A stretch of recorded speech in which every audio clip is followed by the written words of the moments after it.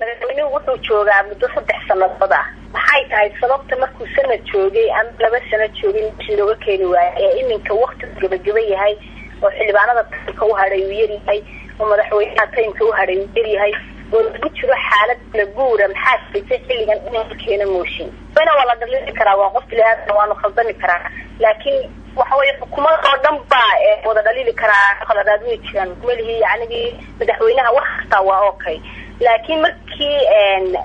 xildhibaanadan hadii madaxweynaha eedaynayaan ma waxaan markuu sanadka joogay sameyn buu hadda sameeyay ma wuxuu markuu 2 sano joogay aan sameyn buu imika sameeyay waa maxay waxa cusub ee soo kordhay in kala oran karo dawladda waa lagu dalili karaa ay cusub maxay markaa warka waa in xildhibaanadii la waashariyay gashintii dalka shalayaga Xasan Sheekh doortay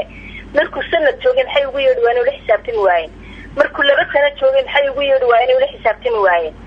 maxaa taa la isu weydiin waayay maxay tahay ujeedada maanta iyadoo uu sanad kaliya u haray in maanta Soomaaliya la galiyo dhibaato kale waa dawladihii ku meel gaarka wixii ka dhici jiray madaxweyne kasta ma 3 sanadood ay in xildhibaanada baarlamaanka isku kacaan maaha waxa weeye way ummadda u dhaarteen ummadda Soomaaliyeed oo dhan bay u dhaarteen xildhibaanada laftigoodu waa bilaadan oo dhaliilay leeyihiin xukuumaddu dhaliilay leedahay laakiin dhaliilaha imika soo baxay soo bid waay markii hore maxay haayeen